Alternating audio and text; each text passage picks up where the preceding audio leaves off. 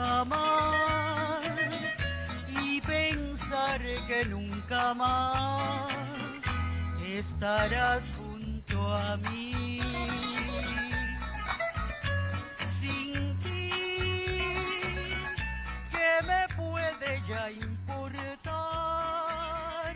si lo que me hace llorar está lejos de aquí? Es una mujer que nació feliz de haber nacido mujer, pero amante de toda la vida, que me gusta amar la vida y amar a los demás y compartir con el mundo todo lo bueno que la vida tiene. La vida es bella a pesar de todo. Es un misterio para vivir y no un problema que resolver a cada instante. A veces hay que estar sin hacer nada y disfrutar el momento. Xiomara Pajés es una mujer agradecida a Dios, agradecida a la vida, al don de haber sido madre, al poder escribir, compartir, amar a los demás. Estoy complacida con mí misma, no por egocentrismo, sino porque sé que soy una manguerita de Dios. Esa agua, esa luz pasa a través de mí para poder regar a todo el que puede en la vida. Xiomara Pajés está agradecida de haber nacido y de vivir con mucho amor. Esa es Xiomara Pajés.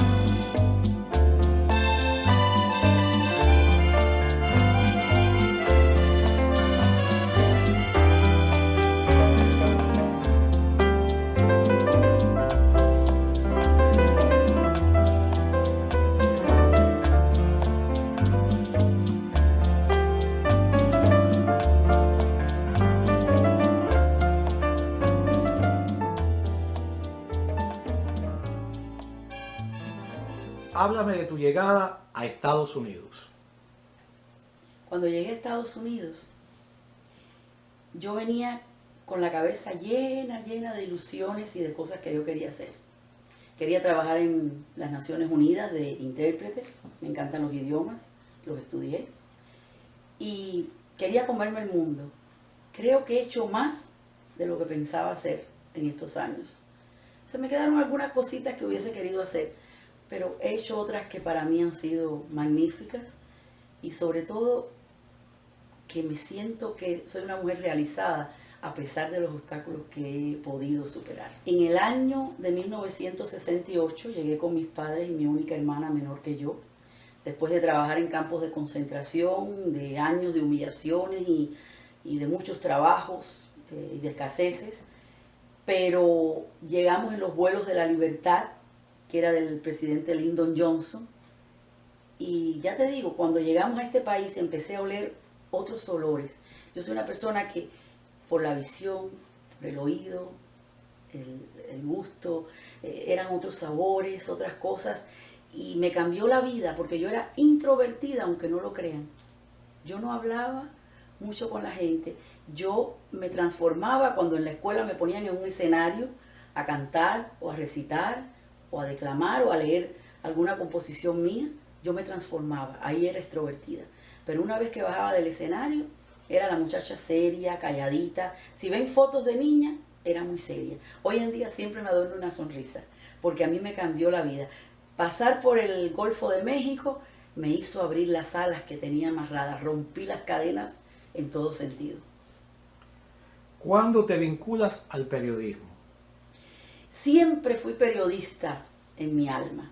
Mi padre me llevaba a visitar amigos que trabajaban en el puerto o que trabajaban en fundiciones, de plomeros, de esto, y yo les entrevistaba. Mi papá se sentaba y se reía porque yo iba con una lista de preguntas para saber, conocer de la vida de esas personas. Me encantaba que la escuela me llevara en excursiones a ver cómo hacían las botellas, cómo hacían los cepillos de dientes. Así que siempre fui una persona, pero lo que más me gusta del periodismo es las entrevistas. Me encanta ver entrevistas y conocer el alma de otras personas, leer libros, teatro, películas, porque vivo experiencias que yo en mi vida a lo mejor no puedo vivir, pero a través de todo eso yo la vivo. Y ya cuando quería estudiar, pues me nació una niña enferma, tuve que dejar la universidad, volví ya cuando mis hijos estaban mayorcitos, cuando la situación económica, cuando estaba casada con mi esposo me lo permitía, y entonces ya como que mi madre me cuidaba a los niños para yo ir a la escuela por la noche y terminar el periodismo en la Universidad de Miami. Terminé justo en el 2000. Yo he trabajado freelance, o sea, con mi pluma libre. No he trabajado para un periódico en particular, aunque sí estuve para La Voz Católica de Miami, en la arquidiócesis, que Monseñor Agustín Román me llamó y quiso que yo escribiera por varios años. Precisamente mi columna se llamaba Una pizca de sal. No quiero ser mucha sal para no hacer daño, ni poca para ser tan sosa. Entonces una pizca de sal, porque somos la sal de la tierra. Y empecé a escribir en esa columna, gracias a Monseñor Agustín Román por varios años. Escribí en la revista Ideal de Lorenzo de Toro, fue una de las primeras. En el periódico El Jaruqueño, que era el pueblecito de mi padre, en esos periódicos municipales. Después escribí para el venezolano, para colombianos, para hondureños, para bolivianos. Y llegó el punto que a veces publicaban algún artículo mío en el Herald o en el Diario Las Américas, pero cuando ya yo, mi hija enfermita, cumplía los 15 años, entonces eso se dio a conocer a través de la prensa, de la radio, por todo Miami, y eso me hizo todavía más famosa. Yo queriendo celebrar la vida de mi hija me hice famosa. Empezaron a contactarme Despierta América, Sábado Gigante, programas de televisión y de radio, incluso el radio católico, no me acuerdo cómo se llama, Radio Paz, ¿sí? Y ahí empezó todo, y como al menos de un año de eso, publiqué mi primer libro sobre mi hija Sandra enferma, Mi cruz llena de rosas, y empezaron a lloverme trabajar en edición de esto, en edición de aquel. Hice la edición en español por todo un año de los 100 años de la guerra hispano-cubano-americana. En FIU, mi amigo, el historiador César Becerra, me contactó y me pagaron por ser la editora en español cada semana de ese boletín o newsletter que salía, que se llamaba Cuban Dreams.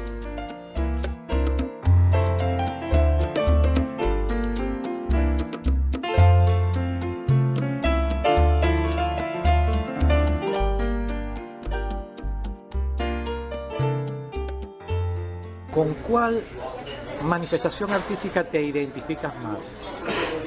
Bueno, yo escribir siempre ha sido para mí, desde que tenía unos 11 años, me gusta escribir.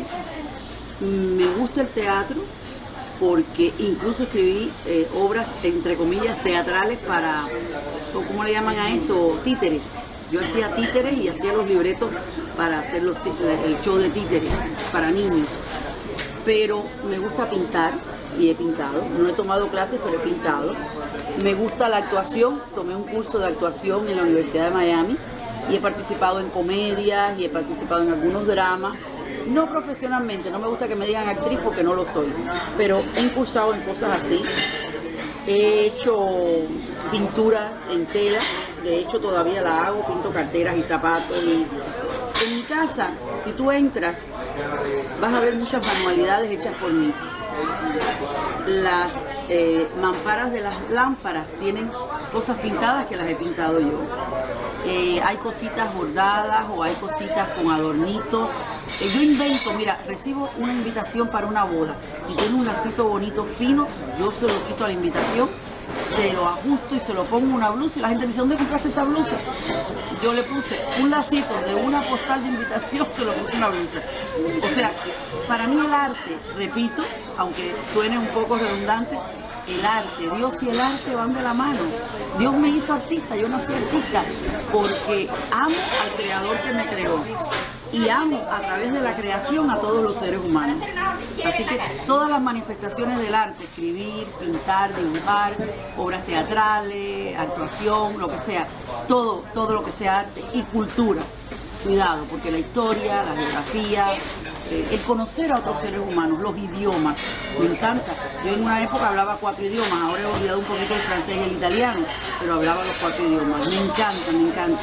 Y ojalá tuviese el dinero para seguir viajando como viajaba antes, porque hay quien viaja y lo único que hace es criticar a los otros países y creerse que Estados Unidos es lo mismo.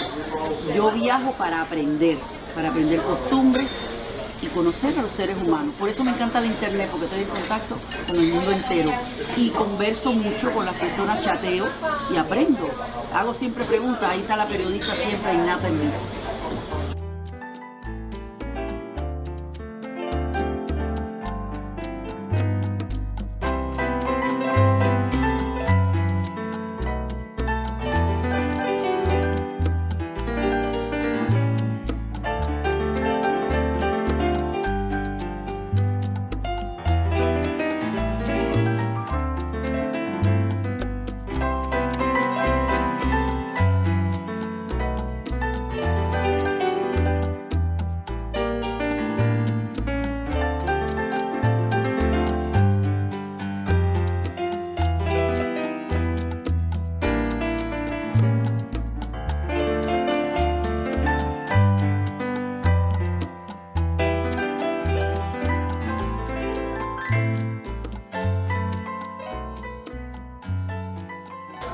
El que me dio a conocer de todos mis libros publicados fue Mi Cruz Llena de Rosas, Cartas a Sandra, mi hija enferma.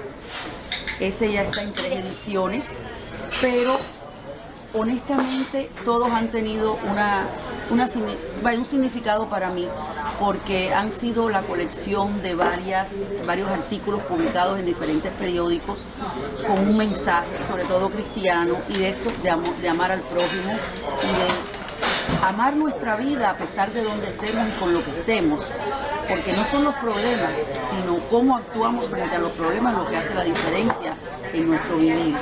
Pero yo diría que Mi Cruz Llena de Rosas y el último, que se llama De mí para ti, gotitas de fe, que tiene parábolas de enseñanza con meditaciones, es muy importante. Esos 2 extremos, pero Una Pizca de Sal, volumen 1 y volumen 2, también tiene su encanto, porque es la madre joven, luchando con el día a día. Todos para mí tienen importancia, pero el que me dio a conocer fue el de Sandra, Mi Cruz Llena de Rosas. ¿Qué estás escribiendo en estos momentos? Estoy escribiendo Aves que emigran, que es sobre la tercera edad, porque ya ahora a los 65 años, pues estoy en un periodo de mi vida en el que miro hacia atrás, donde he estado, la niña, la joven, la madre, y la vida te va enseñando. Como te comentaba siempre, hay un proverbio oriental que dice que el maestro aparece cuando el alumno está listo, y yo siempre estoy lista para aprender. Yo aprendo de todo y de todos. Ese libro creo que va a tener mucho que ayudar a muchas personas. Bueno, yo hacía tertulias de vez en cuando en mi casa cuando estaba casada y tenía a mis hijos y demás. Pero cuando ya me divorcié, me quedé sin una nana que me ayudara con el cuidado de mi hija enferma. Entonces Mirta Pestana, que era la directora de Art Deco Tropical, el periódico de la playa, me aconsejó que por qué no todos los meses hacía una reunión de escritores, artistas y demás, y así traía el mundo de la cultura y el arte, que siempre han sido mis favoritos, porque yo siempre digo que Dios y el arte van de la mano. Dios es un creador, imagínate. Dios y el arte van de la mano. Entonces ella me dijo, para que no estés aislada del mundo ese que tanto te gusta, invita a todas esas personas a venir a tu casa. Y así comenzamos en abril del 2007 a reunirnos en casa en las tertulias de CIO. El nombre se lo puso mi amigo, el periodista y gran amigo en todo, que me ha tomado videos que están por YouTube, que se llama Arturo del Monte y María Argelia Vizcaíno.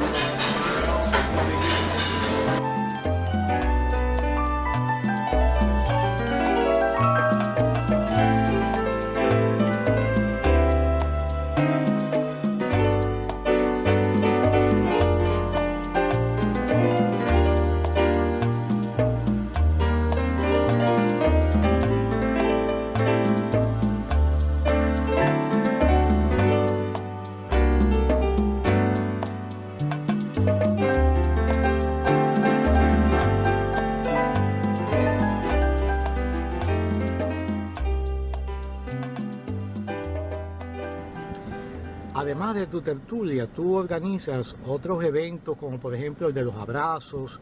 Cuéntanos un poquito de esos eventos, Xiomara. Bueno, la tertulia tú sabes que es de poetas, escritores, periodistas, actores, cantantes, artistas plásticos.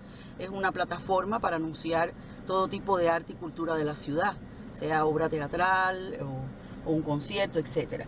Pero lo otro que hago de abrazos gratis es porque es una especie de idea que surgió en España y se ha extendido a toda Europa, a toda América Latina. Y un día me tropecé con un video en la internet que lo estaban haciendo en Italia. Y dije, ay caramba, ¿por qué en Miami no hacerlo también? Creo que de hecho hoy en día mucha gente lo está haciendo. Pero yo particularmente como tertulia de CIO, todos los meses de abril y de octubre los hago. Generalmente en un lugar como Navarro, que es un lugar que van muchos hispanos, aunque ahí en Kendall, por ejemplo, donde yo lo hago, van americanos, argentinos, todo tipo de latinos, hay hasta orientales, y algunos, nunca me he tropezado con nadie que me diga nada feo, pero a veces alguien va restringido así, qué sé yo, y cuando tú le dices, pero no me va a dar un abrazo, y te das cuenta que el mundo lo necesita. Por eso me parece, es muy importante tocarnos. Yo siempre he creído que la piel, la gente tiene en este país hambre de piel.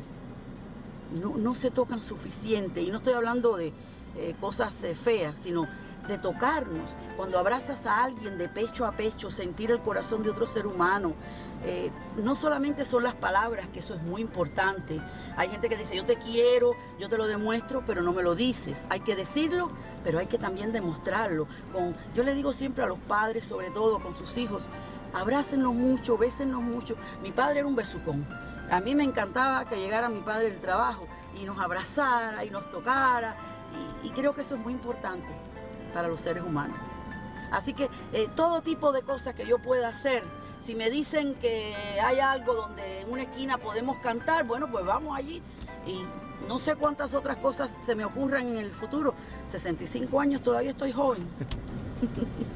¿Qué haría yo para que el mundo fuera un poco mejor?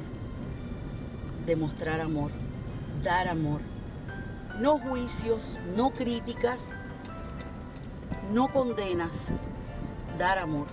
Yo creo que el mundo, a pesar de todos estos años y llegar a la luna y tantas cuestiones de la NASA y tantos adelantos de la técnica y los corazones y los marcapasos y la internet y todo, todavía estamos en pañales en aquello de amar a los otros como a nosotros mismos. Pero es que amar no es decir, ay, yo te quiero. No. Ese I love you.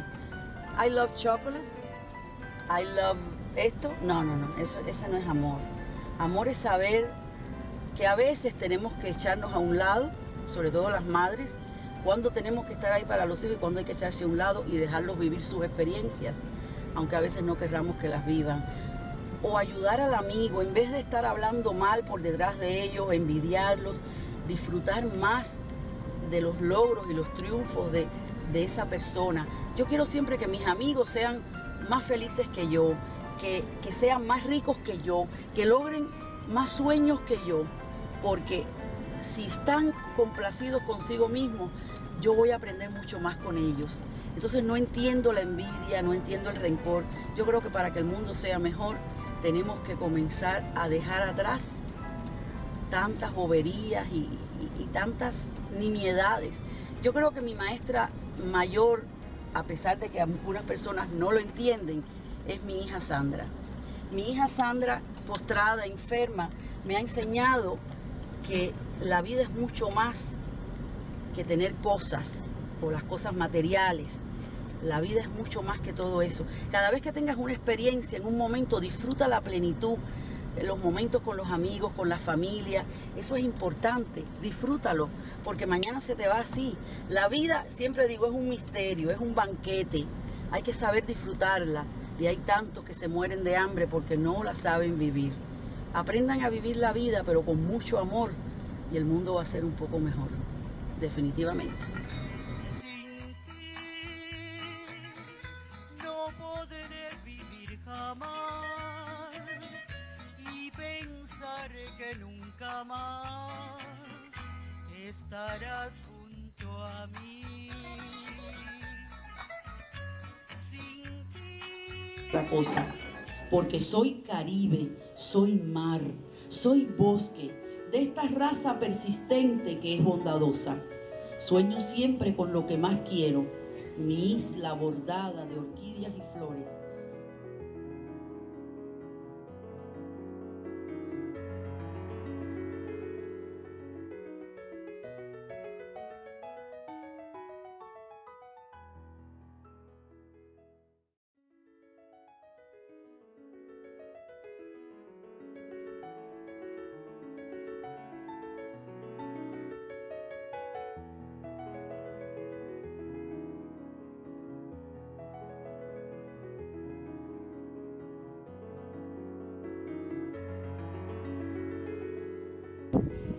En mis recuerdos guardo de Cuba mi barrio.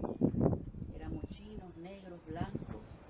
Hablan tanto de racismo, yo no vi el racismo en ese barrio cuando era niña. Solamente unas primas que vinieron de otra ciudad de Cuba y no querían jugar con mi amiguita negra porque dice que se iban a tiznar de negro y eso me insultó. Le di las quejas a mi mamá y a mi papá, que eran muy buenas personas con todo el mundo. Y le dije, mi prima dijo que Papita, le decíamos a la muchachita, que Papita la iba a tiznar. Y era niña y eso me dolió. ¿Cómo otro ser humano te va a tiznar? Si era un alma de Dios esa negrita, ¿cómo vas a decir que te va a tiznar? Y recuerdo eso, recuerdo Dulce la oriental que venía de Oriente y siempre saludaba a todo el mundo con tanta amabilidad y tenía un hijo retrasado mental. Y eso me he identificado mucho con ella después de tener mi hija enferma.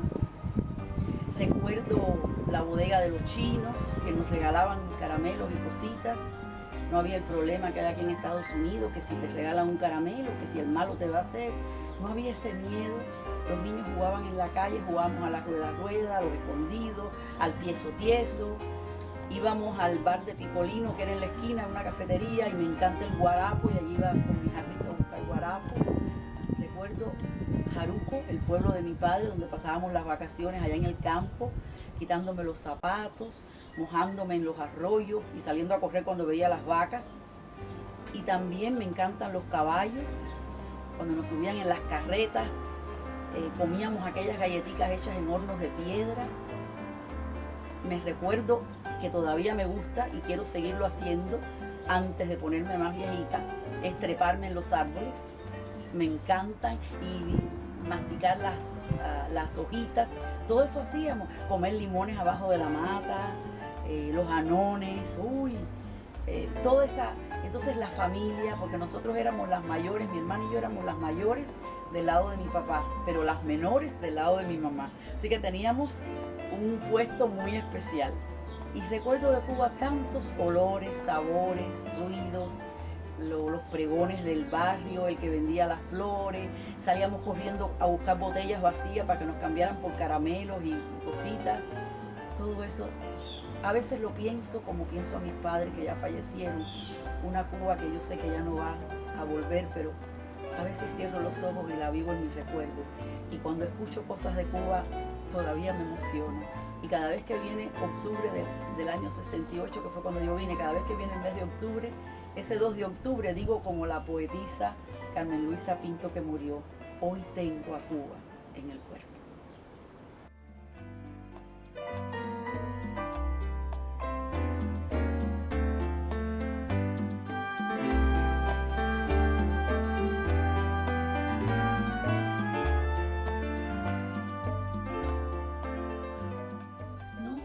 Creo que he llegado a un punto en mi vida en que me siento bien conmigo misma.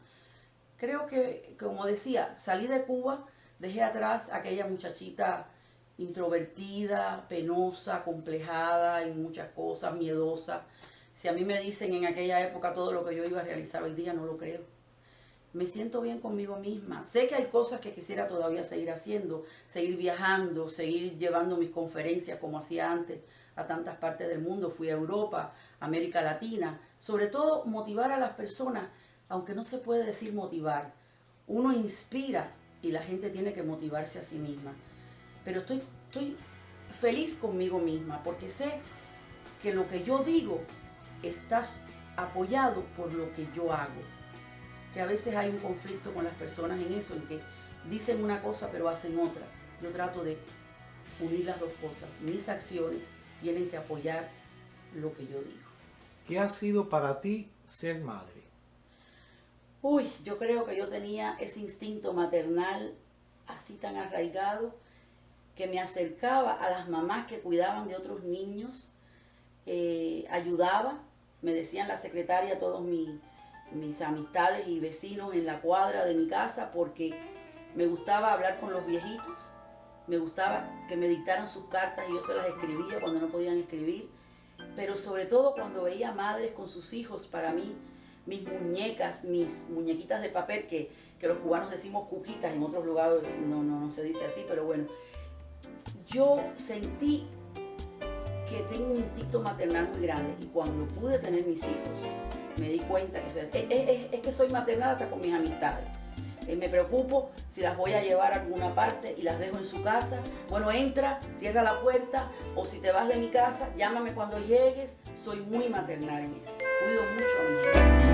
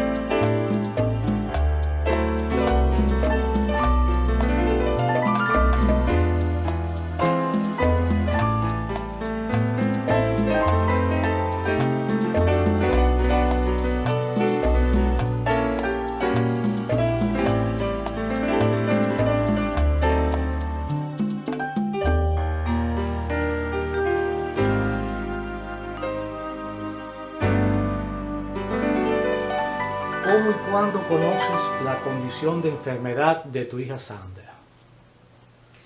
Cuando Sandra nació, aparentemente, según los médicos, todo estaba normal. Pero yo como madre, yo creo que cada madre tiene dentro, no en balde lo llevamos 9 meses dentro. Yo decía que hay algo raro, porque a los 3 meses miraba fijo, no me miraba a mí, miraba a través de mí.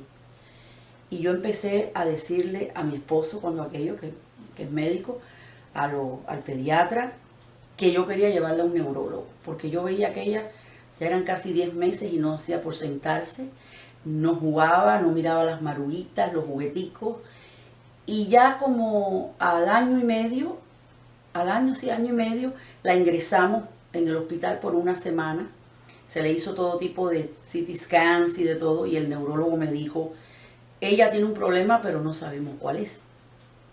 No caminaba, no se sentaba, las piernitas las abría, una cosa que le llaman los médicos hipotonia, había que cerrarle las piernitas para cargarla.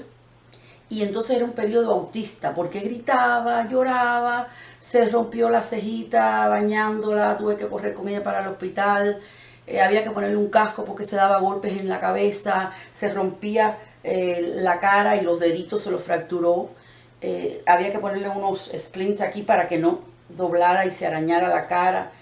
Y ya como a los 5 años, estaba en el Easter Seal, un instituto para handicaps, para incapacitados, y ahí, antes de los 4 años, empezamos a ver que se parecía a un síndrome que habíamos visto revistas médicas, periódicos médicos, sobre algo nuevo en Europa, que el doctor Andreas Rett, R-E-T-T, el médico austriaco que empezó a hacer investigación en niñas, porque es una enfermedad que afecta mayormente a niñas, múltiples incapacidades físicas y profundo retraso mental. A los 5 años ya de Sandra nacida, empecé yo a contactar lugares en Baltimore, Maryland, donde hacían como un video así de casa, con niñitas así, y empezaron a llamar al doctor Andreas Rett. Él fue a una conferencia en el Canadá, allá estaba el doctor sueco, doctor Hadberg, y doctor Hadberg se dio cuenta, hablando con doctor Rett, que esta enfermedad andaba por Europa ya después de la Segunda Guerra Mundial, y que doctor Andreas Rett había hecho investigaciones antes que doctor Hadberg. Yo me contacté con ellos en inglés, que era el idioma común, o sea, mantuve correspondencia y llamadas telefónicas con ambos doctores.